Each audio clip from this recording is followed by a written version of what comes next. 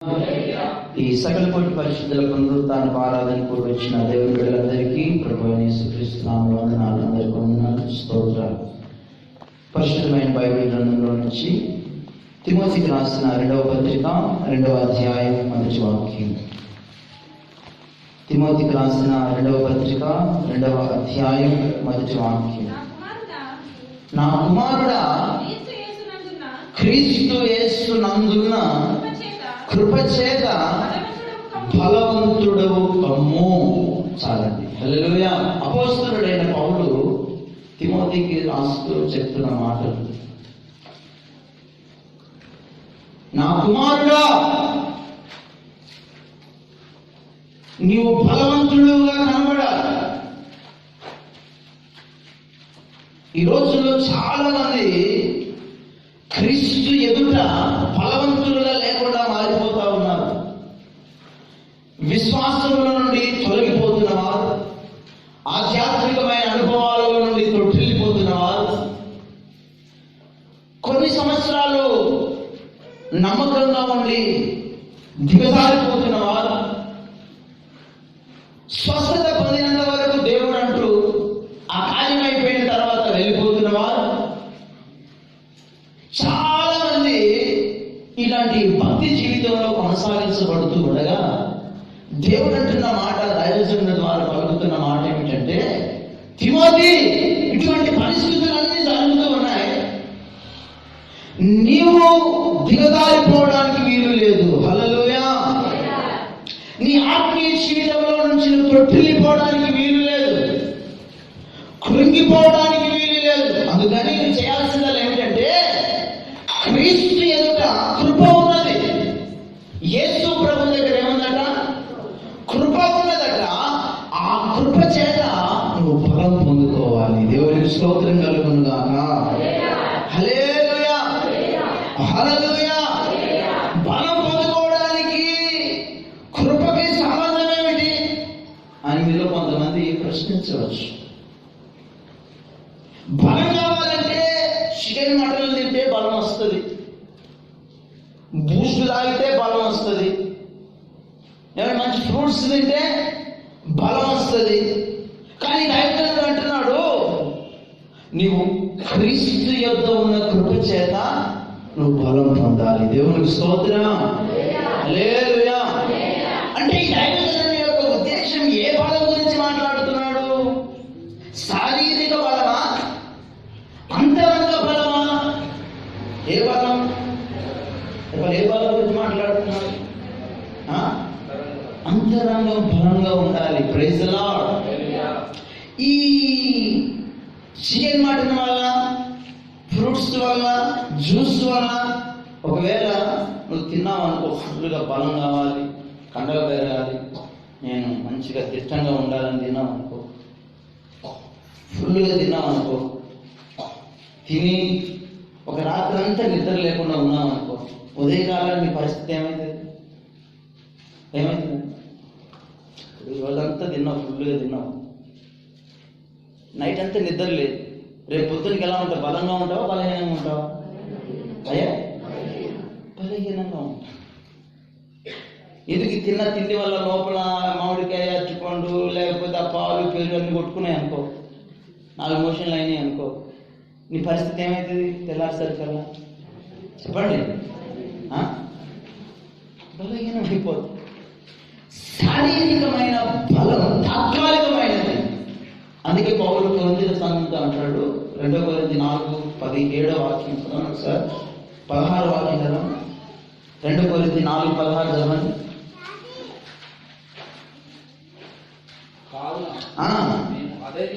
మేము అధైర్యపడము, మా బాహ్య పురుషుడు కృషించుచున్నను, మా ఆంతర్య పురుషుడు దినదినము నూతన పరచబడుచున్నాడు. గట్టిగా చెప్పబడుతున్నాడు.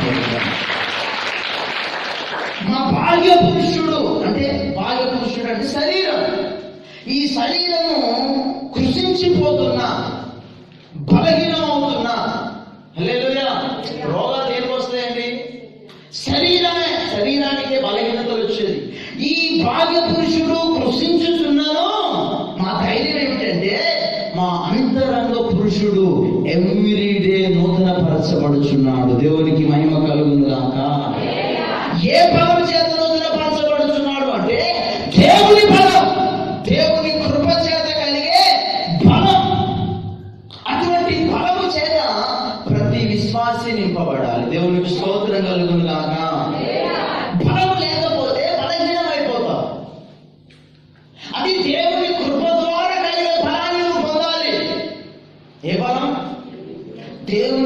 యేసు ప్రభు దగ్గర కృప ఉన్నదట.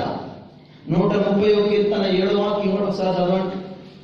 130వ కీర్తన 7వ వాక్యంలో ఒక మాట ఉంటుంది, కృప ఎక్కడ దొరుకుతున్నట్టు ఉంటుంది.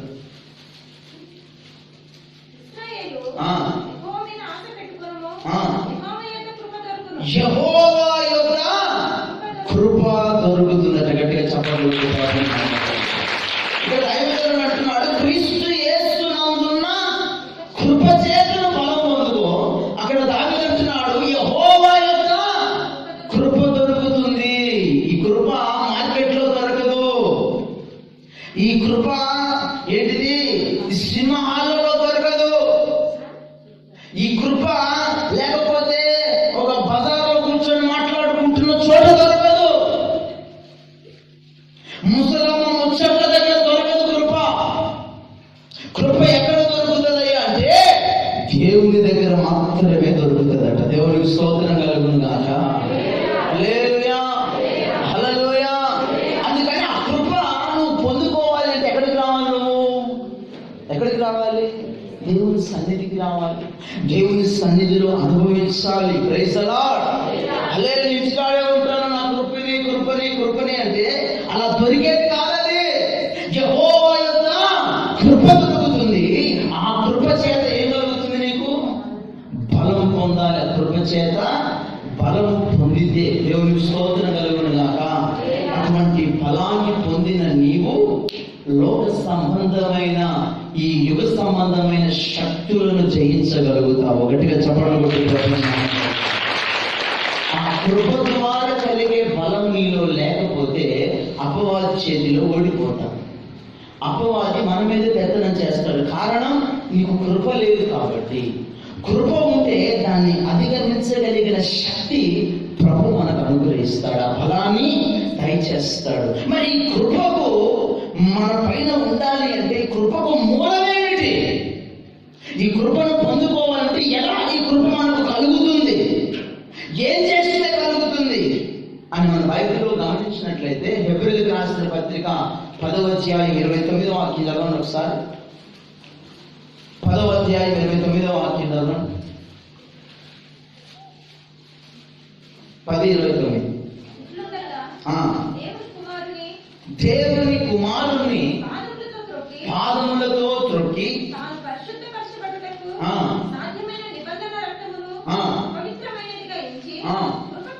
అది మనకు అవన్నీ వస్తుంది. కృపకు మూలమగు ఆత్మ. గట్టిగా చెప్పడం కొట్టి. ఇప్పుడు కృపకు మూలం ఏమిటట చెప్పాలి. కృపకు ఆధారం ఏమిటట? పరిశుద్ధాత్మ. దేవునికి స్తోత్రం కలుగును గాక. ఒక వ్యక్తి ఆత్మ చేత నింపబడినప్పుడు దేవుని కృప అతనిని ఆవరిస్తుంది. హల్లెలూయా. ఎప్పుడైతే దేవుని కృప ఆ వ్యక్తిని ఆవరిస్తుందో బలవంతుడుగా మార్చబడతాడు. దేవునికి మహిమ కలుగును గాక. ముగ్గురు మనుషులు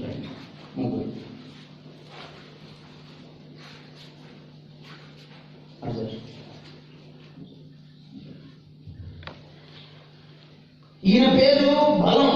ఏం పేరు నీ పేరు? బలం. నీ పేరు కృప. ఏం పేరు? నీ పేరు పరిశుద్ధాత్మ. దేవుని స్తోత్రం.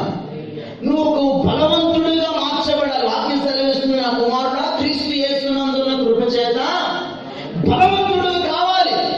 బలవంతుడుగా ఉంటేనే అపవాదిని, బలవంతుడైన అపవాదిని ఓడించగలుగుతాం. బలహీనమైతే ఓడించలేదు. అటువంటి బలవంతులమైన విశ్వాసులుగా మనం మార్చబడుతాం గాక. అలా మనం మార్చబడాలి అంటే, ఈ బలం పొందాలి అంటే ఏం కావాలి? కృప కావాలి. ఈ కృప కావాలి అంటే ఏం కావాలి? ఆత్మ కావాలి. దేవునికి స్తోత్రం కలుగును గాక. నువ్వు పరిశుద్ధ ఆత్మశక్తి చేత నింపబడినప్పుడు కృప నీ మీద ఆవరించి ఉంటుంది.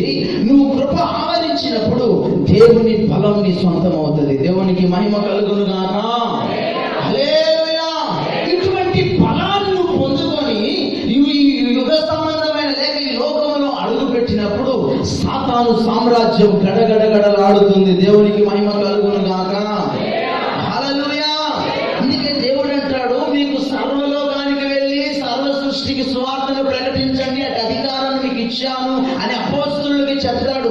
ఏ అధికారం ఇచ్చాడంటే పరిశుద్ధాత్మని ద్వారా ఇచ్చాడు. పరిశుద్ధాత్మ లేకపోతే మన బలం పొందుకోలేం, బలహీనమే అండి, సాధారణమైన నామకే వాస అయిపోతుంది.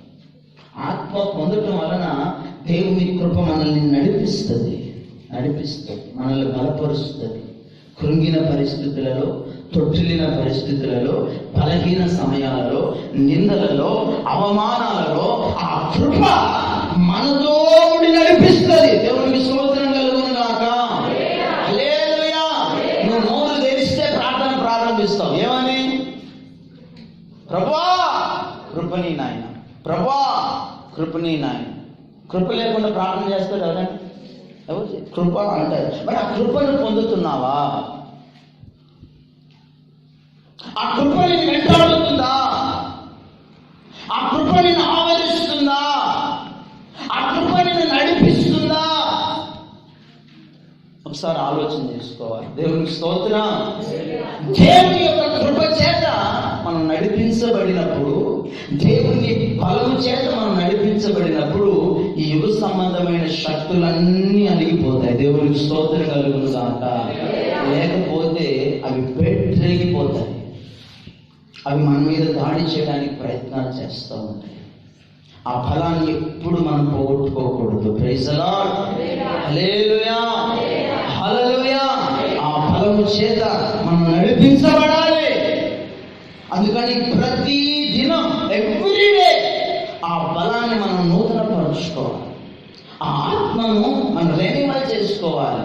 ఒకసారి ఏదో ఆదివారం గుడికొచ్చో అనేసి మళ్ళీ అక్కడికి వెళ్ళిన తర్వాత వేరే లాంగ్వేజ్ మాట్లాడినాం అనుకో. వేరే లాంగ్వేజ్ అంటే బూతులు, దరిద్రమైనవన్నీ మాట్లాడినాం అనుకో. మరి ఆత్మ ఉంటుందా, పోతుందా? బలం ఉంటుందా, బలహీనమైపోతావా? ఎలా బలపరచబడేది? ఇటువంటి వ్యవస్థలో ఉన్న వాళ్ళందరూ కృపకు దూరం అయిపోయిన వాళ్ళే, కృపను కోల్పోయిన వారే. అందుకే ప్రభు అంటున్నాడు, ఆ కృప చేత, క్రీస్తు యందు ఉన్న కృప చేత నువ్వు బలవంతుడిగా మార్చబడాలి. దేవునికి స్తోత్రం. హల్లెలూయా. అందుకనే మనల్ని దేవుడు కృప చేత రక్షించుకున్నాడు. ఏం చేత? ఆయన ఉచితమైన కృప చేత మనం రక్షించుకున్నాడట. ఎఫెసీ పత్రిక 2వ అధ్యాయం 5వ వాక్యం అనుకుంటాను, చదవండి. ఎఫెసీ పత్రిక 2:5 చదవండి. మనకు రక్షణ దేని ద్వారా వచ్చిందో అక్కడ చాలా రాయబడి ఉంటుంది.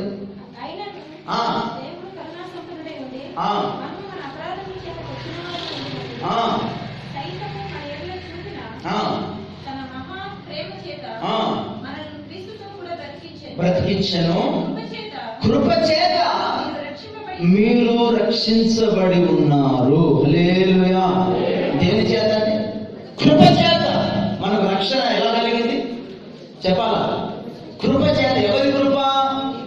యేసయ్య కృప అనండి. పక్కన వాళ్ళతో పనిచేసి యేసయ్య కృప చేత నేను రక్షించబడ్డానని చెప్పండి. మనకు రక్ష ఎవరు? చెప్పాలి. మనకు రక్ష ఎవరు? రాగి కాదు. మనకు రక్ష ఎవరు? మన అన్న కాదు. మనకు రక్ష ఎవరు? పరమందున్న దేవుడు. దేవునికి స్తోత్రం. ఈరోజు రక్షాబంధన రాగి కట్టుకుంటాం. ఎందుకు కడతారు? రక్షాబంధన అంటే అర్థమైంది. హల్లెలూయా. మనం రక్షణ ఇచ్చింది ఎవరు? ఆయన. మనం కట్టవలసింది రాగి ఎవరికి చెప్పాలా? ఆయనకి. ఆయన రాఖీలు కట్టుకునేవాడు కాదు. దేవునికి స్తోత్రం. ఆయన మన జీవితాన్ని ఇష్టపడే దేవుడు. Praise the lord. ఆ కృప చేత మనం రక్షించుకున్నాడు కనుక ఆ కృప వలన కలిగే బలాన్ని మనం పొంది నడిపించబడాలి. దేవునికి మహిమ కలుగును గాక. హల్లెలూయా. ఆ కృప వలన కలిగే ఆశీర్వాదాన్ని పొందుతూ నడిపించబడాలి. ఆయన మన కొరకు సర్వమును పోగొట్టుకొని, మహిమను పోగొట్టుకొని, ఉన్నత భాగ్యాన్ని పోగొట్టుకొని, మహిమనంతా విడిచి మన కొరకు దీనుడై భూమి మీదకి వచ్చాడు మనల్ని రక్షించడానికి. దేవునికి స్తోత్రం. అంత గొప్ప దేవాది దేవుడు మనల్ని రక్షణిస్తే ఆ రక్షణను మనం నిర్లక్ష్యం చేయకూడదు. దేవునికి స్తోత్రం కలుగును గాక. హల్లెలూయా. ఆ కృప చేత మనం నడిపించబడుతూ దేవుని బలాన్ని పొందుకుంటూ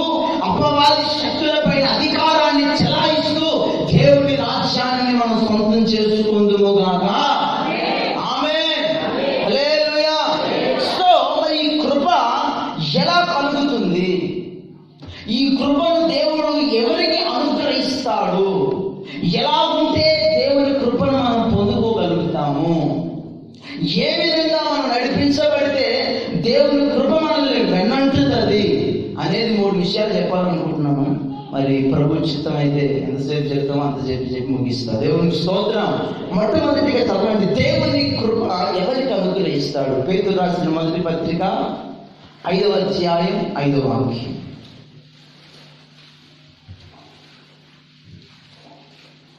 పేతురు రాసిన మొదటి పత్రిక 5వ అధ్యాయం 5వ వాక్యం.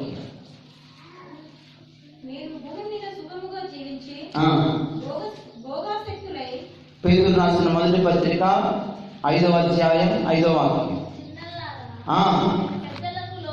మీరు పెద్దలకు లోబడి ఉండండి, మీరందరూ ఎదుటివాని ఎడల దీన మనస్సు అను వస్త్రమును ధరించుకొని మిమ్మును అలంకరించుకొనుడి. దేవుడు అహంకారులను ఎదిరించి దీనులకు కృప అనుగ్రహించును. గట్టిగా చెప్పడం. ఆయన కృప ఎవరికి అనుగ్రహిస్తాడట అంటే, ఎవరికి అనుగ్రహిస్తాడట? దీనులకు. చెప్పండి పక్కన వాళ్ళు, దీనులకు ఆయన కృపను ఇస్తాడని చెప్పండి. ఎవరికి ఇస్తాడమ్మా?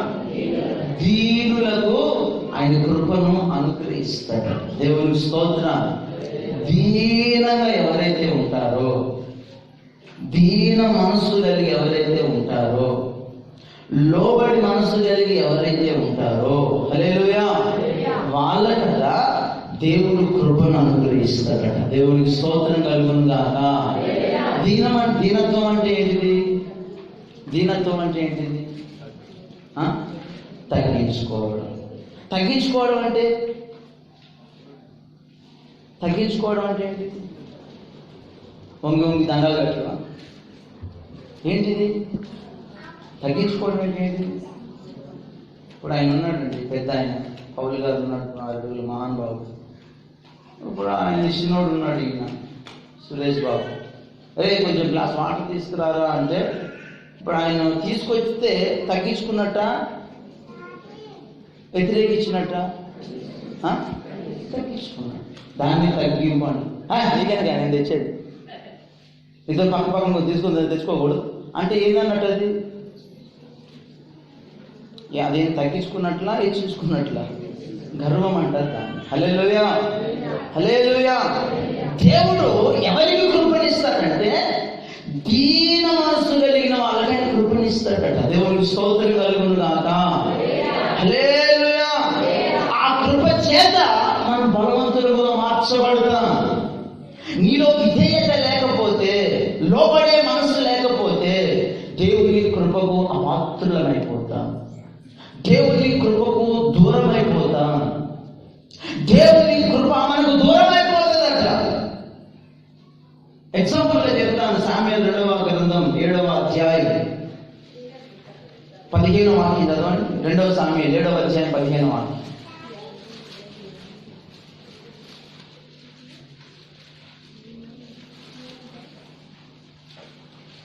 2వ సామ్యూయేలు 7వ అధ్యాయం 15వ వాక్యం. నిన్ను స్థాపించుటకై నేను కొట్టివేసిన సౌలునకు నా కృప దూరమైనట్లు అతనికి. ఎవరి గురించి మాట్లాడుతున్నాడు? నేను కొట్టివేసిన సౌలునకు నా కృప దూరము చేయునట్లు అతనికి, అనగా దావీదుకు నా కృప దూరము చేయను. నీ మట్టుకు నీ సంతానమును నీ రాజ్యమును నిత్యము స్థిరమగును. గట్టిగా చప్పట్లు కొట్టి ప్రభువుని. హల్లెలూయా, హల్లెలూయా. ఇక్కడ సౌలు, దావీదు. సౌలు గట దేవుని కృపను దూరం చేసేస్తాడట, దావీదుకి దేవుని కృపను స్థిరపరుస్తున్నాడు. దేవుని స్తోత్రం. సౌలుకి ఎందుకు దూరం చేస్తున్నాడు? దావీదుని ఎందుకు ఆ కృప చేత నింపుతున్నాడు? దేవుడు పక్షపాత? ఏమంటే దేవుడు పక్షపాత? దేవుడు స్వార్థపరుడా? దేవుడికి మరి ఏమైనా దావీదు ఏమైనా డబ్బులు ఎక్కువ ఏమైనా ఇచ్చేటోడా? హల్లెలూయా. సౌలును కొట్టివేసి కృపను దూరం చేసేసాడట. దావీదుని అతను ఇంకా కృప నుంచి స్థిరపరుస్తాడట. దేవునికి మహిమ కలుగునుగాక. కారణం ఏమిటి? సౌలు కృపను పోగొట్టుకోవడానికి కారణం ఏమిటి? దావీదు కృపను కలిగి ఉండడానికి కారణం ఏమిటి? ఈ రోజున దేవుని కృపను ప్రతి విశ్వాసి పొంది ఉండాలి. హల్లెలూయా. మాటలతో ప్రభా కృపని కృపని అనడం కాదు, ఆ కృప చేతనే మనం నడిపించబడాలి. ఆ కృప చేతనే మనం ముందుకు కొనసాగించబడాలి. దావీదుకు దేవుని కృపను ఎందుకు అంత అపరిమితంగా అనుగ్రహిస్తున్నాడంటే అపోస్తలుల కార్యాలు 13వ అధ్యాయం 21వ వాక్యం చదవండి. అపోస్తలుల కార్యాలు 13వ అధ్యాయం 21వ వాక్యం.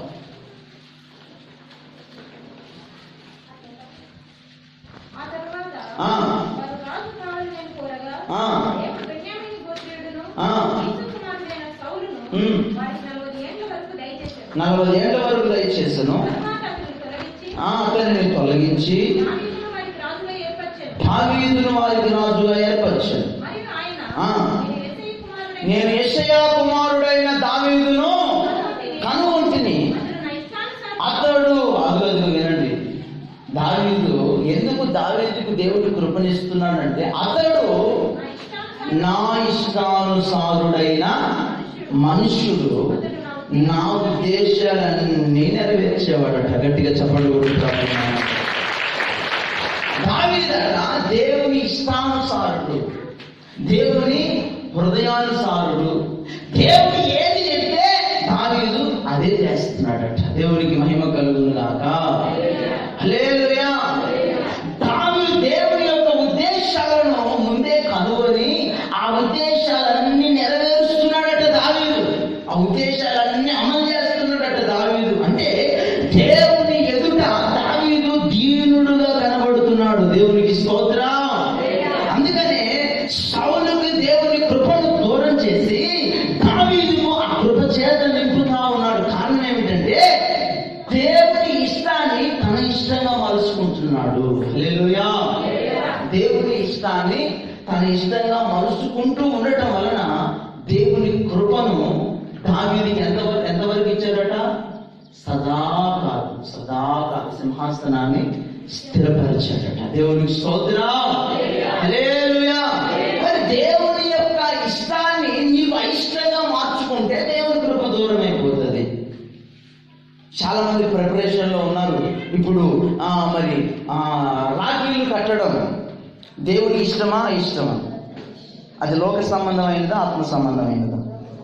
చెప్పాలి, మాట్లాడాలమ్మా సిస్టర్స్. లోక సంబంధం. దేవునికి ఇష్టమైనదా ఇష్టమైనదా? మరి దేవునికి అయిష్టమైనది నీకు ఇష్టంగా ఉండాలా అయిష్టంగా ఉండాలా? చెప్పాలి. దేవునికి అయిష్టమైనది నీకు ఇష్టంగా ఉండాలా అయిష్టంగా ఉండాలా? అయిష్టంగా ఉండాలి. అయిష్టంగా ఉంటేనే నీవు దేవుని యొక్క చిత్తాన్ని చేసినట్లు, దేవునికి ఇష్టానుసారంగా జీవించినట్లు. దేవునికి స్తోత్రం కలుగునుగాక. హల్లెలూయా. దేవుని ఉద్దేశాన్ని నువ్వు ఎదిగినట్లు, అప్పుడు దేవుని కృప నిన్ను ఆవరిస్తుంది. లేకపోతే దేవుని కృప దూరం అయిపోతుంది. చిన్న చిన్న విషయాలే. హల్లెలూయా. దావీదు దేవుని ఇష్టాన్ని ఎరిగి ఆయన ఇష్టాన్ని ఈయన ఇష్టంగా మార్చుకొని పెడతాడు. అందుకే దేవుడు సాక్ష్యం ఇస్తున్నాడు, పక్కన వాళ్ళు కాదు, ఇరుగుపోయిన వాళ్ళు ఇవ్వడం లేదు. దేవుడు అంటున్నాడు, నేను యెషయా కుమారుడైన దావీదును కనుగొంటిని, అతడు నా ఇష్టానుసారుడైన మనుషుడు, నా ఉద్దేశాలన్నీ నెరవేర్చేవాడు. హల్లెలూయా. దేవుని ఇష్టాన్ని అంతా చేసేవాడు. దేవునికి స్తోత్రం కలుగునుగాక. ఏది తూచా తప్పకుండా నడిచేవాడు. దేవుడు ఏదంటే అదే, ఇంకా దానికి ఎక్స్ట్రాగా ఏది చేయడు. ఎక్స్ట్రాగా ఏది తన సొంతంగా ఏది వాడడు. అందుకే దేవుని యొక్క కృప అపరిమితముగా దావీదు పైన నిలిచి ఉన్నది. దేవునికి స్తోత్రం కలుగునుగాక. హల్లెలూయా. హల్లెలూయా. సౌలుకి దేవుని కృప దూరం అయిపోవడానికి కారణం ఏమిటి? కృప దూరం అయిపోయింది సౌలు. సౌలుకి. ఒకప్పుడు సౌలు మొదటి రాజు, దేవుడే అభిషేకించాడు, దేవుడే ఎన్నుకున్నాడు, దేవుడే కోరుకున్నాడు, దేవుడే ఏరుకోరి ఎన్నుకొని తెచ్చి పెట్టాడు. అయితే సౌలుకి దేవుని కృప దూరం అయిపోయింది. కారణం ఏమిటంటే దేవునికి అయిష్టమైనది తనకు ఇష్టంగా మార్చుకున్నాడు. ఏంటిది? దేవునికి అయిష్టమైనది తనకు ఇష్టంగా మలుచుకున్నాడు. కాబట్టి దేవుని కృప సౌలుకి ఏమైపోయింది? దూరం అయిపోయింది. సేవకుడు చేయవలసిన పని తను చేశాడు. అందుకే నీ రాజ్యము నిలవదు. సాహసించి చేశాడట. సాహసించి తన చేతిలోకి తీసుకున్నాడు. కాసేపు ఓపిక పట్టలేకపోయాడు. ప్రజలకు భయపడ్డాడు. దేవుని కొరకు నిలవబడలేకపోయాడు. అందుకే సౌలుకి దేవుని కృప దూరమైపోయింది. రెండవదిగా తను చేసిన పని ఏమిటంటే సామ్యూయేలు మొదటి గ్రంథం చదవండి, 15వ అధ్యాయం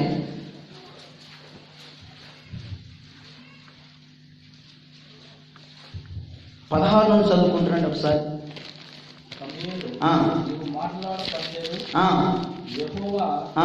రాత్రి నాతో ప్రకటించిన మాట తెలియజేస్తున్న విధమని సౌలుతో అనగా, సౌలు చెప్పుమని. అందుకు సమయంలో నీ దృష్టికి నీవు అల్పుడముగా ఉన్నప్పుడు ఇశ్రాయేలు గోత్రములకు శిరస్సువైతివి. యెహోవా నిన్ను ఇశ్రాయేలు మీద రాజుగా అభిషేకించాడు. మరియు యెహోవా నిన్ను సాగనంపి నీవు పోయి పాపాత్ములైన అమాలేకులను నిర్మూలము చేయము. వారి లయమగు వరకు వారితో యుద్ధం చేయమని సెలవేయగా నీవు ఎందుచేత యెహోవా మాట వినక దోపుడు మీద ఎగబడి ఆయన దృష్టికి కీడు చేసితివనెను. అందుకు సౌలు ఆ మాట అనవద్దు, నేను యెహోవా మాట విని యెహోవా నన్ను పంపిన మార్గాన పోయి తీసుకుని వచ్చింది. కానీ అమాలేకులు నిర్మూలన చేసి గిల్గాలులో నీ దేవుడైన యెహోవాకు బలి అర్పించుటకై శపితములకు గొర్రెలను ఎడ్లలోను ముఖ్యమైన వాటిని తీసుకొని వచ్చిరని సమూయేలుతో చెప్పాను. అందుకు సమూయేలు ఒకడు గైకొనుట వలన యెహోవా సంతోషించున్నట్లు ఒకడు దహన బలులను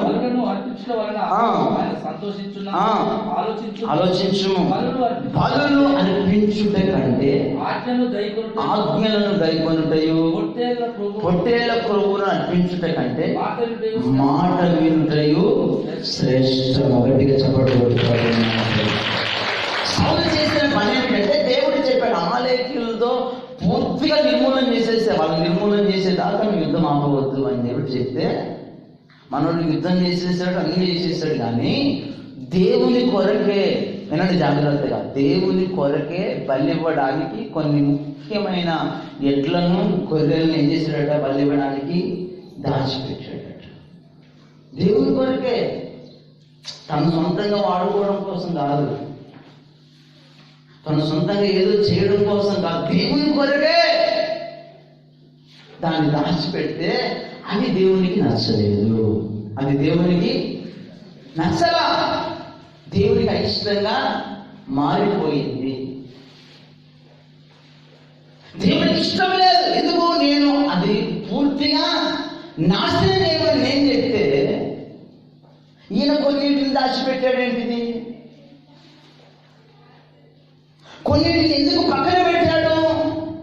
దేవుడు చెప్పింది ఏంటిది? ఈయన చేస్తున్నది ఏంటి? హల్లెలూయా.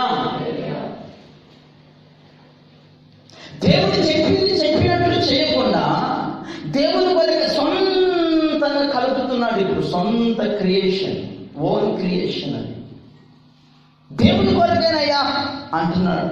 అది దేవునికి నచ్చదు. దేవుడు ఏది చెబితే అదే చేయాలి, ఆ మాటకే లోబడాలి. దేవునికి మహిమ కలుగును గాక. హల్లెలూయా. ఆ మాటకే లోబడి నడవాలి. నువ్వు సొంతంగా క్రియేట్ చేయడానికి ఆ అవకాశం ఉండకూడదు. ఒకవేళ ఉంటే దేవుని కృప నీకు దూరం అయిపోతుంది. దేవుని కృప నువ్వు విడిచిపెట్టేస్తుంది. అలాగున ఎవరైతే విధేయత కలిగి దీనులై ఉంటారో వాళ్ళ దగ్గరికి దేవుని కృప వెళ్ళిపోతుంది. దేవునికి స్తోత్రం కలుగును గాక. హల్లెలూయా, హల్లెలూయా. అందుకే బలులు అర్పించుట కంటే మాట వినుట శ్రేష్టం. దశమ భాగాలు, కానుకలు, మొక్కుబళ్ళు ఇవన్నీ కాదు. నువ్వు దేవుని మాట వినడమే మెయిన్. ఆ మాటకు లోబడమే మెయిన్. నీ జీవితాన్ని కట్టుకోవడమే మెయిన్. ఎంత పాటలు పాడినా, ఎంత వర్షిప్పులు చేసినా, హల్లెలూయా, అర్థమవుతుందా? నువ్వు దేవుని వాక్యపు వెలుగులో ఉండడమే మెయిన్. దేవుని సన్నిధి జరుగుతూ ఉండగా ఆ సన్నిధిని అనుభవిస్తూ దేవుని సన్నిధిలో ఉండాలి. అది మెయిన్. దేవుని కృప ఎక్కడ దొరుకుతుంది? ఎక్కడ దొరుకుతుంది? దేవుని దగ్గరే. దేవుడు ఎక్కడ ఉంటాడు? దేవుని సమాజంలో. చదవండి 72వ కీర్తన మొదటి వాక్యము.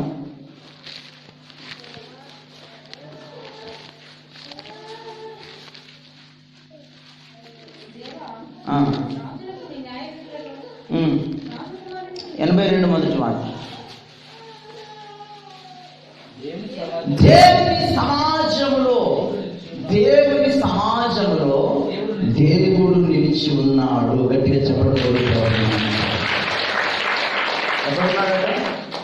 సమాజం ఎక్కడ ఉంటే అక్కడ దేవుడు నిలిచి ఉంటాడట, బయట ఉండడు. అర్థమవుతుందా? అందుకే దేవుని సన్నిధిలో ఉన్నప్పుడు ఎంతసేపు కూర్చుంటామండి?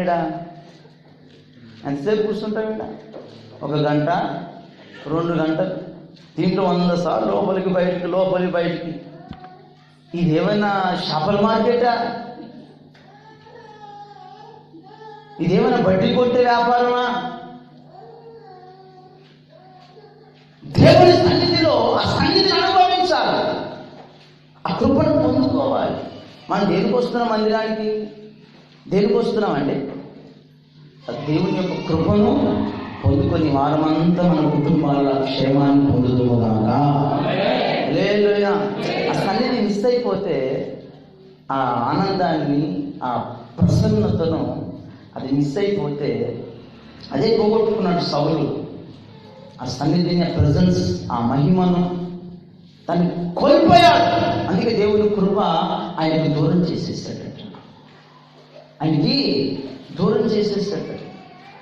ఆ కృప ఉంటే బలం పొందుకొని మరణ రాజ్య పరిపాలన చేయగలిగిన వాడే. దేవునికి స్తోత్రం కలుగును గాక. హల్లెలూయా. అందుకని ఆ దేవుని సన్నిధిలో ఉన్న ఆ కృపను అనుభవించాలి, ఆ మాట వినాలి. ఆ కింద రాశాడు 21వ వాక్యంలో కూడా చదవండి ఒకసారి.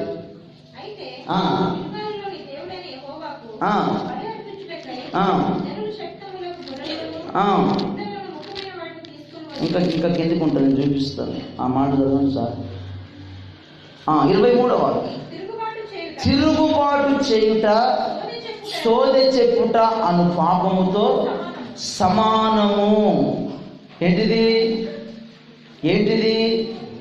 ఆయన మాట వినకపోవడము ఏం చేసినట్లట్లా? తిరుగుబాటు చేసే అంత పాపం అంట. దేవుడు అమాలేకులందరినీ నాశనం చేయమని చెప్పిండు. నాశనం చేసేయాలంటే వద్దన్నాడు. ఇంక మనకు వద్దది, అది మనకు కుదరదు అన్నాడు, మనకు వద్దది. హల్లెలూయా. కానీ సౌలు ఏం చేశాడు తెలుసునా? దేవుని కొరకే దాచిపెట్టాడు, దేవునికి బలి ఇవ్వడానికే దాచిపెట్టాడు. కానీ అది దేవుని దృష్టికి ఎలా ఉన్నదా? తిరుగుబాటు చేసే అంత పని అయిపోయిందట. దేవునికి అపవిత్రంగా నిలబడ్డాడట, దేవునికి వ్యతిరేకంగా నిలబడ్డాడట. ఎవరు? సౌలు. దేవునికి వ్యతిరేకంగా నిలబడ్డాడట. నువ్వేం చేసుకోవడం చేసుకో, నేను మాత్రం చేస్తా అన్నట్లుగా అంతటి పాపంతో సమానంగా భావించాడు. అంతటి పాపంతో తిరుగుబాటు చేసే, సోది చెప్పే అంతటి పాపంతో సమానంగా భావించాడు. మాట వినకపోవడం. హల్లెలూయా, హల్లెలూయా. ఇప్పుడు వాక్యాన్ని విన్నారు. దేవునికి స్తోత్రం కలుగుతుందాక. సాయంకాలం వెళ్ళి మీ అన్న దగ్గరికి వెళ్ళి రచ్చ కట్టారు. రచ్చ అనేది రాకిన కట్టారు అనుకో, నువ్వు ఆయన మాట విన్నట్లా తిరుగుబాటు చేసినట్లా? తిరుగుబాటు చేయడం దేవుని దృష్టికి ఎలాంటిది? పాపం. ఏమండి? విన్నట్లా తిరుగుబాటు చేసినట్లా? దేవునికి వ్యతిరేకంగా నిలబడ్డావు. Praise the lord. ఆయనకి వ్యతిరేకంగా నిలబడితే మన పరిస్థితి ఏమవుతుంది? ఉంటామా మనం? ఒక్కగానొక్క అన్న, ఒక్కగానొక్క తమ్ముడు, హల్లెలూయా, పర్వాలేదు, వాక్యానికి లోబడండి, దేవుని కృప మీ మీదకి వస్తుంది. దేవునికి స్తోత్రం కలుగును గాక. బాధపడతారు పాస్టర్ గారు, నువ్వేం పాస్టర్ గారు అంటే చెప్తున్నావు, బాధపడతారయ్యా అంటే బాధపడినా పర్వాలా, వాళ్ళకి వాక్యం చెప్పి రేపు మా ఇంటికి రా, నీకు చికెన్ కూర మటన్ కూర వండి పెడతామని ప్రేమగా రేపు చూసుకో. దేవునికి స్తోత్రం. అంతేనా? కానీ వాక్యానికి మాత్రం అవిధేయత చూపవద్దు. వాక్యానికి అవిధేయత చూపితే అది మనకు నష్టాన్ని తీసుకొచ్చి పెడుతుంది. మనకు పాపముతో సమానంగా పరిగణించేటట్లుగా చేస్తుంది. దేవుని కృప మనకు దూరం అయిపోయేటట్లుగా చేస్తుంది. కృప ఎవరికి ఉంటుందట? దీనులకు ఆయన కృపను అనుగ్రహిస్తాడు. దేవునికి స్తోత్రం కలుగును గాక. ఎవరికి అనుగ్రహిస్తాడు? దీనులకి. అహంకారులను ఎదిరించి దీనులకు ఆయన కృపను అనుగ్రహిస్తాడు. దావీదుకు అట్టి కృపను దేవుడు ఇచ్చాడు, సౌలుకి దేవుని కృపను దూరం చేసేస్తాడు. కారణం అవివేకపు పని చేశాడు, అవివేకులకు పని చేశాడు. మాట వినలే. మాట చెప్తే మాట వింటే బాగుంటుంది, దానికి అపోజిషన్ నిలబడ్డాడు, వ్యతిరేక దిశలో వెళ్ళాడు. ఈ రోజు నువ్వైనా దేవుని వాక్యానికి అవిధేయత చూపకూడదు. దేవుని యొక్క వాక్యానుసారంగా నువ్వు బ్రతకాలి. అవిధేయత చూపితే దేవునికి ఇష్టం ఉండదు. దేవుని కృపకు అపాత్రుడివి, అపాత్రురాలవి. దేవుని లేఖనం సెలవిస్తుంది, భర్తకు లోబడి ఉండాలి, భార్యను ప్రేమించాలి. అంతే. That's all. ఈయన ప్రేమించాలి, ఆమె లోబడాలి. అపోజిషన్ గా నిలబడితే నువ్వు దేవుని వాక్యాన్ని దాటి వెళ్ళిపోతున్నావు. నిబంధన రత్నాన్ని త్రొక్కి అవతలికి వెళ్తున్నావు. ఆత్మను తిరస్కరిస్తున్నావు. కృప దూరం అయిపోయే పరిస్థితికి దారి తీస్తున్నావు. హల్లెలూయా. అందుకే నా ప్రియమైన వాళ్ళారా, అటువంటి వ్యవస్థలో నుంచి మనం బయటికి రావడానికి నా కుమారుడా క్రీస్తు యేసునందున్న కృప చేత నువ్వు బలం పొందాలి. హల్లెలూయా. ఆ కృప ఎవరి మీదకి వస్తుంది?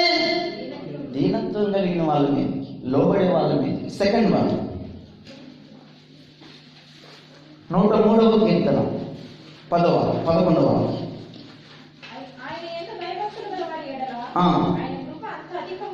కొంచెం పైన చదువుకుంటారా? భూమి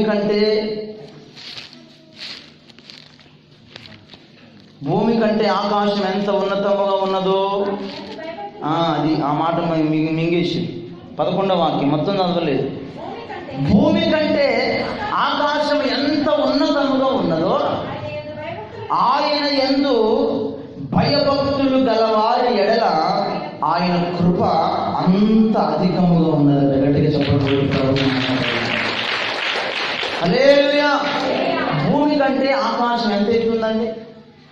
ఎంత ఎత్తుందండి? కొలవగలమా? చాలా ఎత్తుంది. దాన్ని ఎవ్వరం కొలవలేము, లెక్కించలేము. ఎంత ఎత్తుగా అయితే ఉందో ఆయన యందు భయము భక్తి. ఏముండాలా? భయము భక్తి, ఈ రెండు ఉండాలి. భయము భక్తి ఎవరికైతే ఉంటుందో వారి ఎడలట అంత ఉన్నతమైన కృపను దేవుడు అనుగ్రహిస్తాడట. దేవునికి స్తోత్రం కలుగును గాక. హల్లెలూయా. భయము లేని భక్తి చేయకూడదు. భక్తి లేని భయం ఉన్నా దండగే. హల్లెలూయా. వింటున్నారా? భయము లేని భక్తి చేయకూడదు. భక్తి లేని భయం ఉన్నా వేస్ట్. భయము ఉండాలి, దానికి తగిన భక్తి ఉండాలి. దేవునికి స్తోత్రం. ఈ రెండు అనుభవాలలో ఎప్పుడైతే నీ ఆత్మీయ జీవితాన్ని నడిపించుకుంటావో నీ పైకి ఏం దిగి వస్తుందట? చెప్పాలా? ఏం దిగి వస్తుందట? కృప. కృప, ఉన్నతమైన కృపను దేవునికి అనుగ్రహిస్తాడట. దేవునికి స్తోత్రం. భూమి కంటే ఆకాశం ఎంత ఉన్నతంగా ఉందో అంత ఉన్నతమైన ఆశీర్వాదం వస్తుంది. భయభక్తులు కలిగిన వారి మీద, భయభక్తులు లేని వారి మీద కాదు. దేవునికి స్తోత్రం. భయభక్తులు కలిగిన వారైతే సమయానికి దేవుని సన్నిధికి వచ్చి కూర్చుంటారు. భయభక్తులు కలిగిన వాళ్ళకి ఏముంటుంది? ఈరోజు ఆదివారం ఎన్ని గంటలకి మనకు ఆరాధన? 11:30 11:30కి ఆరాధన, వెళ్ళిపోవాలి, 11 గంటలకి కూర్చోవాలి అన్న భయం ఉంటుంది. వెళ్ళి ప్రార్థన చేసుకోవాలి, వెళ్ళి దేవుని సన్నిధిలో గడపాలి అన్న భయం ఉంటుంది భయభక్తులు కలిగిన వాళ్ళకి. ఈ భయభక్తులు లేని వాళ్ళకి ఏదైనా వెళ్దాంలే, ప్రార్థన జరుగుతుందిలే, నడిపిస్తారులే, పాటలు అయిపోయిన తర్వాత వెళ్దాంలే, వాక్యం టైంకి వెళ్దాంలే, వాక్యం విందాంలే, ఏమి లేదు వీళ్ళకి. భయభక్తులు లేని వ్యవస్థ. ప్రభు సన్నిధిని అనుభవించే వాళ్ళకి భయము భక్తి ఉండాలి. అప్పుడే దేవుని కృప నేను వెంటాడుతుంది. దేవునికి స్తోత్రం. లేకపోతే కృప ఉండదు. కృప లేని భక్తి ఎంతకాలం చేసినా ఇంజిన్ లేని పడవ లాంటిది అనమాట. ఎటు గాలి వస్తే అటు కొట్టుకుపోవడమే, ఎటు గాలి వస్తే అటు వెళ్ళిపోవడమే, ఏ గాలి వస్తే ఆ గాలి గొడుగు పట్టడమే. అందుకే దేవుడు లేకుండా సరే భయభక్తులు గలవారి ఎడల ఆయన కృప అధికంగా ఉంటుంది. లోకమంతా ఏకమైనా నువ్వు భయభక్తులు కలిగి ఉంటే దేవుడు నిన్ను బట్టి నీ కుటుంబానికి ప్రొటెక్షన్ ఇస్తాడు. దేవుడికి స్తోత్రం కలుగునుగాక. హల్లెలూయా. నోహవు తరములో అందరూ దుర్మార్గులే. నోహవు తరంలో, మన పితరుడైన నోహవు తరంలో అందరూ దుర్మార్గులే. భూమి మీద నరుల చెడుతనము విస్తరించిందట. అంత భయానకమైన పాపిష్టి ప్రజలు వాళ్ళు. వరుస వాయువు లేకుండా నడిచారు, బ్రతికారు. కానీ అటువంటి వాళ్ళ మధ్యలో, హల్లెలూయా, అటువంటి ప్రజల మధ్యలో దేవునికి స్తోత్రం, ఈయన కలిసిపోలే. ఎవరు? నోహవు కలిసిపోలే. వాళ్ళతో కలవలే. నోహవు కలవకుండగా దేవుని దృష్టికి కృప పొందిన వ్యక్తిగా మార్చబడ్డాడట. గట్టిగా చెప్పడం ఆదికాండం 6వ అధ్యాయం 8వ వాక్యం. యెహోవా దృష్టి యందు కృప పొందిన వాడాయను. దేవుని దృష్టికి కృప పొందిన వ్యక్తిగా మార్చబడ్డాడు. ఎవరు? నోహవు. ఆ రోజుల్లో ప్రజలందరూ చనిపోయారు. ఈయన ఒక్కడే ఆ నీతిగా భయము భక్తి కలిగి బ్రతకడం బట్టి దేవుని దృష్టికి కృప పొందిన వ్యక్తిగా మార్చబడితే నోహవుని దేవుడు పిలిచి, నీ కొరకు ఓడ కట్టుకోరా నాయన, ఈ దళితులందరూ మాట వినడం లేదు, నీ కొరకు ఒక ఓడను కట్టుకో, నేను కాపాడుతానని చెప్పి దేవుని మాట విన్నాడు నోహవు. హల్లెలూయా. వాళ్ళందరికీ ఎంత చెప్పినా వెళ్ళే తిరుగుబాటు చేసేటోళ్ళు, మెడవంచని ప్రజలు. కొంతమందికి ఎంత వాక్యం చెప్పినా బుర్రకెక్కదు, ఎంత వాక్యం చెప్పినా బుర్రకెక్కదు. మనస్సాక్షి వాళ్ళని గద్దిస్తున్నా మనసు మార్చుకోరు, కఠిన హృదయాల వాళ్ళే ఉంటారనమాట. అటువంటి కేటగిరీ వాళ్ళందరూ చుట్టూ ఉన్నప్పటికీ దేవుని మాటకు లోబడి భయభక్తులు కలిగి తన జీవితాన్ని కాపాడుకున్నాడు నోహవు. దేవునికి స్తోత్రం. ప్రచండమైన వర్షం, గాలి, తుఫాన్, బీభత్సం వచ్చేసింది. నోహవు ఫ్యామిలీ ఓడలో సేఫ్ గా ఉంది. హల్లెలూయా. మిగిలిన వాళ్ళంతా స్నాశ అయిపోయారు. నువ్వు భయభక్తులు కలిగి ఉంటే నీ మీద ఆయన కృప అధికంగా నిలిచి ఉంటుంది. హల్లెలూయా. ఆయన కృప ఉన్నది కనుకనే నోహవు కుటుంబం కాపాడబడింది. దేవునికి స్తోత్రం. అందుకనే భక్తిహీనులట దేవుని కృపను వ్యర్థంగా ఉపయోగిస్తారట. యూదా పత్రికలో ఉంటుంది. ఆ మాట చదవండి ఒకసారి. యూదా పత్రిక 4వ వాక్యం చదవండి. యూదా పత్రిక కొందరు రహస్యముగా సీక్రెట్ గా చొరబడి ఉన్నారు. అందరు తీయండి, ఆ వాక్యం తీయండి. యూదా పత్రిక 4వ అధ్యాయం. కొందరు రహస్యముగా చొరబడి ఉన్నారు, వారు భక్తిహీనులై. అదిగో వారు భక్తిహీనులై, భక్తి పరులు కాదు, భయభక్తులు కలిగిన కాదు, భక్తిహీనులై మన దేవుని కృపను అదిగో కామాతురత్వమునకు దుర్వినియోగపరచుచు మన అద్వితీయ నాథుడును ప్రభువైన యేసు క్రీస్తును విసర్జించుచున్నారు. కొందరు సీక్రెట్ గా సంఘాలలో జొరబడతారు. సీక్రెట్ గా, రహస్యంగా సీక్రెట్ గా జొరబడి వాళ్ళు చేసే పని ఏమిటంటే మన దేవుని కృపను లౌకికమైన కార్యక్రమాలకు దుర్వినియోగపరచు దేవుణ్ణి విసర్జిస్తారట. ఏముంది భక్తి, ఏం వాక్యం, ఏం ప్రార్థన? కారణం ఏంటంటే భక్తిహీనులు కాబట్టి. భయభక్తులు కలిగిన వాళ్ళైతే చక్కగా చప్పట్లు కొట్టమన్నప్పుడు చప్పట్లు కొడతారు, పాటలు పాడినప్పుడు పాటలు పాడమన్నప్పుడు పాటలు పాడతారు, ఆరాధన చేయమన్నప్పుడు ఆరాధన చేస్తారు. హల్లెలూయా, హల్లెలూయా. ఈ భక్తిహీనులకే అవేరే ఉండవు. ఎంతసేపటికి బురద జల్లే పనిలోనే ఉంటారు. ఎంతసేపటికి బురద జల్లే పనిలోనే ఉంటారు. క్రీస్తునే విసర్జిస్తారట. ఇలాంటి వాళ్ళు పూర్వమందే ఈ తీర్పు పొందటానికి పూర్వమందే సూచించబడి ఉన్నారట. ముందే వాళ్ళ కొరకు రాసి పెట్టాడట. అట్లా వాళ్ళు శాపగ్రస్తులు అని, భక్తిహీనులు అని. కనుక నా ప్రియమైన వాళ్ళరా, అటువంటి సాక్ష్యాన్ని మనం పొందుకోకుండా భయము భక్తి కలిగి మన ఆత్మీయ జీవితాన్ని మనం కట్టుకొని దేవుని కృపను పొందుకొని ఆ కృప ద్వారా బలవంతులుగా మనం మార్చబడాలి. దేవునికి స్తోత్రం కలుగును గాక. హల్లెలూయా, హల్లెలూయా. థర్డ్ వన్ ఇంకా వివరించాలంటే చాలా మంది, కానీ ముగించేస్తా ప్రసంగాన్ని. మూడవది కీర్తనల గ్రంథం 32వ కీర్తన 10వ వాక్యం చదవండి. ఆయన కృప ఎలాంటి వారి మీదకి వస్తుంది?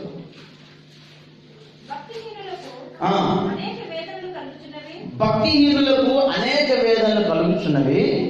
అది మనకు కావాల్సింది. యెహోవా యందు నమ్మిక ఉంచు వానిని కృప ఆవరించును. గట్టిగా చప్పట్లు కొట్టి దేవుని యందు ఎవరైతే నమ్మకం పెట్టుకుంటారో వాళ్ళని కృప వెంటాడుతుందట. హల్లెలూయా. సమస్యలు వచ్చినా, శోధనలు వచ్చినా, నిందలు వచ్చినా, అవమానాలు వచ్చినా, ఇంకా వగేరే ఎన్ని కష్టాలు వచ్చినా ఎవరి మీద నమ్మకం పెట్టుకోవాలా? ఆయన మీద నమ్మకం పెట్టుకోవాలి. మనుషులు నమ్మకూడదు. ఏమండి, మనుషులు నమ్ముకోవడం కంటే యెహోవా నమ్ముకోవడం మేలు. అందుకే యెహోవా యందు నమ్మిక ఉంచు వానికి కృప ఆవరిస్తుంది. మనుషులే కాబట్టి ఎన్నో పరిణామాలు ఎదురవుతూ ఉంటాయి. అలజడులు వస్తూ ఉంటాయి, తుఫాను వస్తూ ఉంటాయి, కూలిపోయే పరిస్థితులు వస్తూ ఉంటాయి. ఏది జరుగుతున్నప్పటికీ కూడా మన నిరీక్షణ దేవుని మీద ఆనుకుంటే దేవునికి స్తోత్రం కలుగును గాక. హల్లెలూయా. ఆయన మీద నమ్మకం ఉంచాం కాబట్టి ఆయన మనల్ని ఎప్పుడు అన్యాయం చేసే దేవుడు కాదు. ఎప్పుడు మాట గుర్తుపెట్టుకుని మీ జీవితంలో యేసుని నమ్మిన వారిని ఎప్పుడు అన్యాయం చేయడు. ఎప్పుడు చేయకుండా ఏం చేస్తాడట? వాళ్ళని కృపతో నింపి నడిపిస్తాడట. దేవునికి స్తోత్రం. కృపను ఆవరింప చేసి నడిపిస్తాడట. హల్లెలూయా. యోబు జీవితంలో ఎన్నో పరిణామాలు వచ్చాయండి. మీకు తెలుసు, ఎన్నో సమస్యలు వచ్చాయి. ఎన్ని వచ్చినా కూడా యోబు యెహోవా ఇచ్చాను, ఆయనకే స్తోత్రం. ఈ కృతజ్ఞత కలిగిన హృదయం ఎవరికైతే ఉంటుందో ఆ స్తోత్రం అనే ఎందుకు వచ్చిన మాట యోబు జీవితంలో ఎందుకు వచ్చిందండి? ఆయనకి దేవుని మీద నమ్మకం ఉండబట్టి. దేవునికి స్తోత్రం కలుగును గాక. ఆయన నమ్మాడు కాబట్టి ఆయన ఇచ్చాడు, ఆయన తీసుకున్నాడు. స్తోత్రం. స్తోత్రం అయిన తర్వాత ఏమైనా పరిస్థితులన్నీ సద్దుమణిపోయినాయా? ఇంకా ఎక్కువైనాయి. ఇప్పుడు ఆస్తులు పోయినాయి, పిల్లలు పోయారు, శరీరం మీదకి వ్యవస్థ వచ్చేసింది. శరీరం మీద పురుగులు, రోగాలు, అన్ని పురుగులు తింటా ఉన్నాయి. ఈ పరిస్థితుల్లో సరే ఈ బాధలో ఉంటే ఆలీలు వచ్చి ఫ్రెండ్స్ వచ్చి ఏమంటున్నారు? ఈ దేవునికి ఏం చేస్తాడు, దేవుడికి కూడా అంటున్నాడు. ఆలీలు సోది మొత్తం అంత ఇష్టం. ఇన్ని జరిగినప్పటికీ కూడా తన నిరీక్షణ అతను వదులుకోలేదు. దేవునికి స్తోత్రం. ఆయన మీదే నమ్మకం పెట్టాడు. హల్లెలూయా. కనుకనే ఆ యోబుని కృప ఆవరించి నడిపించి చివరిగా ఉన్నతమైన అత్యధికమైన ఆశీర్వాదాన్ని కలిగించింది. హల్లెలూయా, హల్లెలూయా. దేవుని కృప అలాంటిది. దేవుని కృప ఆ విధంగా నేను మార్చుతుంది, ఆ విధంగా ఆయన తీసుకొని వెళ్తుంది. ప్రస్తుత పరిస్థితులు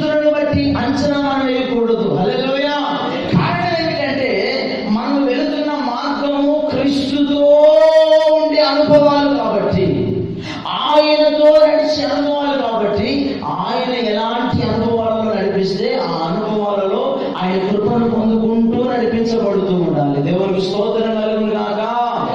అందుకని తిమోతితో అంటున్నాడు, పౌలు గారు ఏమన్నా మామూలుగా ఆయన ఏమన్నా ఆయన జీవితం ఏమైనా హ్యాపీగా వెళ్ళిపోయిందంటే ఆయన ఎన్నో కష్టాలు నష్టాలు పడి ఆయన కృపను పొందుకుంటూ వెళ్ళాడు. అదే ప్రాసెస్ తిమోతికి చెప్తున్నాడు. నా కుమారుడా తిమోతి, క్రీస్తు యేసునందున్న కృప చేత బలవంతుడివి కావాలి. హల్లెలూయా. బలహీనం కావద్దు. ఇదిగో ఆయన చెప్పిన విషయాలు చెప్తే వాళ్ళు ఇట్లా అనుకుంటారు, వీళ్ళంతా ఇట్లా అనుకుంటారు, అంత్య దినాలు అపాయకరమైన కాలాలు వస్తాయి, ఇదిగో పరిస్థితులన్నీ రివర్స్ అయిపోతాయి, అనుకూలంగా ఉన్నవారు ప్రతికూలంగా మారిపోతారు, ఇవన్నీ వస్తాయి. బట్ ఎన్ని వచ్చినప్పటికీ మీరు కూడా ఇదిగో నీవు దేవుని కృప చేత బలవంతుడివి కా, ఆయనను మాత్రమే నమ్ము, భక్తిహీనులతో సాంగత్యము చేయవద్దు, నీతి కలిగిన వాళ్ళతో నడిపించబడు, నీ సహవాసం వాళ్ళతో పెట్టుకో అన్నట్లుగా ఎన్నో విషయాలు చెప్పి తను నడిచి అతనికి నేర్పించాడు. కనుక తిమోతి జీవితం కూడా ఆశీర్వాదకరంగా ముగించబడింది. దేవునికి స్తోత్రం కలుగును గాక. హల్లెలూయా. మన ఆత్మీయత వ్యవస్థ కూడా దీవెనకరంగా ముగించబడాలి అంటే దేవుని కృప ఉంటేనే ముగించబడుతుంది. దేవుని కృప లేకపోతే ఏమంటే ఒక్కొక్కరికి ఒక్కొక్క కృపలు ఉన్నాయి, కానీ మనకు కావాల్సింది ఎవరి కృప? సైతాను కూడా కృపే, సాతానుడు కూడా కృపే. వాడి దేవుని కృప తాగురా తాగురా తాగురా అని నేర్పిస్తాడు. ఆడి కృప. సైతాన్ గాడు సినిమాలు చూడరా చూడరా చూడరా అని నేర్పిస్తాం. సీక్రెట్గా ఫోన్లు మాట్లాడరా మాట్లాడరా మాట్లాడరా అని నేర్పిస్తూ ఉంటాడు. వ్యర్థమైన కార్యాలను చేయరా చేయరా చేయరా అని నేర్పిస్తూ ఉంటాడు. ఆడి కృప వాడిది. అందుకే అక్కడ కాటి క్రీస్తు యేసునందున్న కృప చేత మనం బలం పొందాలి. దేవునికి స్తోత్రం కలుగును గాక. హల్లెలూయా హల్లెలూయా. ఆ బలం పొందితే ఇందాక పాడబడి నీ వలన బలం నొందిన వారు ధన్యులు. ఎక్కడ కనబడతారట? యెషయా గ్రంథం 38వ అధ్యాయం అనుకుంటాను, చదవండి. యెషయా గ్రంథం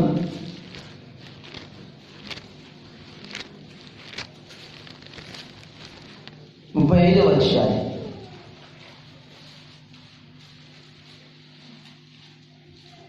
9వ వాక్యం. క్రూర జంతువులు దాని ఎక్కవు, విమోచింపబడిన వారే అక్కడ నడుచుదురు. యెహోవా విమోచించిన వారు పాటలు పాడుచు తిరిగి సియోనుకు వచ్చెదరు. వారి తల మీద నిత్యానందముండును, వారు ఆనంద సంతోషము గలవారై వచ్చెదరు. దుఃఖము నిట్టూర్పులు ఎగిరిపోతాయి. దేవునికి మహిమ కలుగును గాక. ఆయన ఫలాన్ని మనం పొందుకోగలిగితే దేవుని ఆశీర్వాదానికి పాత్రలుగా మనం మార్చబడతాం. దేవుడు అటువంటి కృప చేత మనలందరినీ నింపి ఆశీర్వదించును గాక. అందరు మోకాళ్ళ మీదకి వద్దాం. అందరు మోకాళ్ళ మీదకి వచ్చి ప్రభు సన్నిధిలో, ప్రభా ప్రభా ప్రభా నీ కృప చేత నేను బలం పొందాలి, నీ కృప చేత నేను బలం పొందాలి, నీ కృప చేత నేను బలం పొందాలి, నీ కృప చేత నేను బలం పొందాలి. చివరి ఒక వాక్య భాగం చదవండి. అందరూ మోకరించి 84వ కీర్తన 5, 6, 7 వాక్య భాగం. 84వ కీర్తన 5, 6, 7 వాక్య భాగం. 84వ కీర్తన.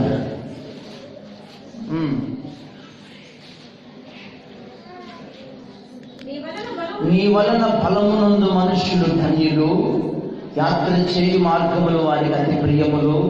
వారు పాకా లోయలో పడి వెలుచు దాన్ని జలమయముగా చేదెదురు. తొలకరి వాన దానిని దీవెనలతో కప్పును. వారు నానాటికి బలాభివృద్ధి పొందించే ప్రయాణం చేయుదురు. వారిలో ప్రతివాడు సియోనులో దేవుని సన్నిధిని కనబడును. అందరూ మోకరించి ప్రార్థన చేస్తున్న ప్రభా, నీ బలం నాకు కావాలి. నీవు నా కొరకు సిద్ధపరిచే స్థానాన్ని సంపాదించుకోవాలి. నీ బలము చేత మాత్రమే నేను కనబడాలి. ప్రార్థన చేస్తున్నాం. అందరం ప్రార్థన చేస్తున్నాం. అందరం ప్రార్థన చేస్తున్నాం. Thank you lord, thank you lord. నా కుమారుడా, క్రీస్తు యేసునందున్న కృప చేత బలవంతుడు కమ్ము. బలహీనంగా ఉంటున్నావా? ఇక నా పని అయిపోయింది అని అనుకుంటున్నావా? చుట్టిల్లిపోయే పరిస్థితుల్లో ఉన్నావా?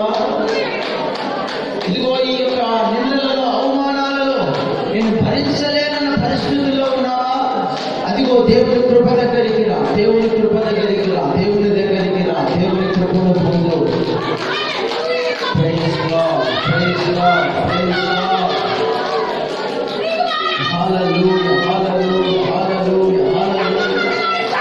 ఆయన కృప చేత బలవంతుడివే కమ్ము.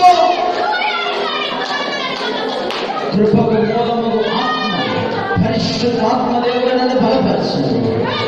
పరిశుద్ధాత్మ దేవుడు నన్ను బలపరచును. పరిశుద్ధాత్ముడు నన్ను అభిషేకించు. పరిశుద్ధాత్ముడని శక్తితో నింపండి.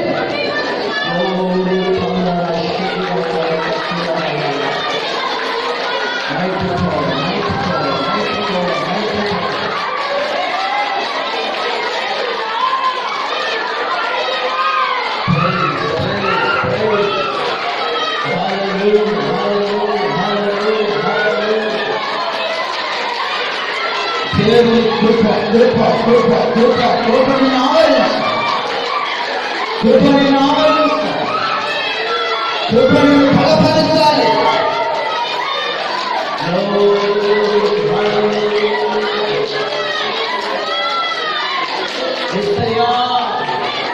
జీవనేల కృప చెప్పే దేవుడు, భయభక్తులు గల వారి ఎడల కృప చూపే దేవుడు, నమ్మికమైన వారి ఎడల కృప చూపే దేవుడు. ఆ కృప నాకు కావాలి. ఆ కృప నాకు కావాలి. చెయ్యి చెయ్యి చెయ్యి.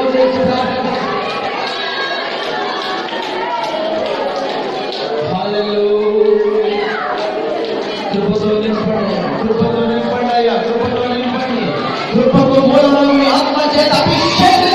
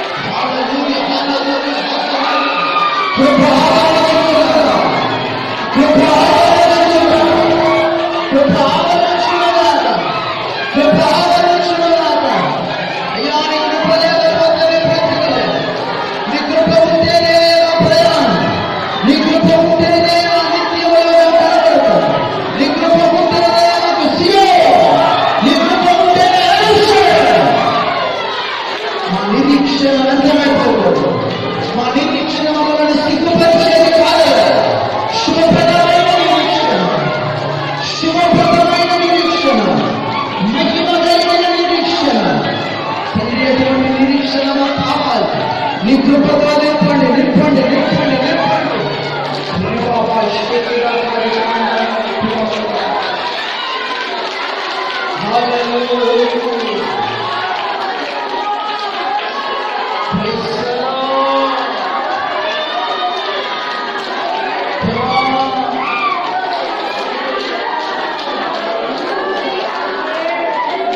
నా బలహీనతయందు శ్రేష్టమైన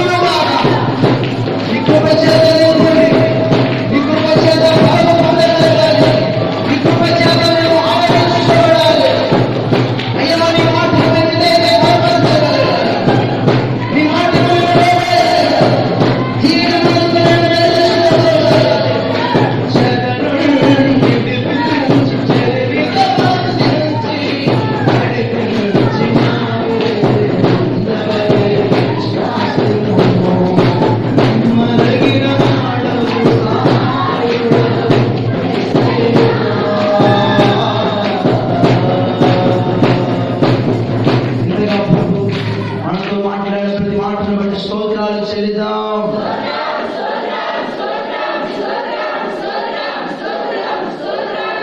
నా కుమారుడా క్రీస్తు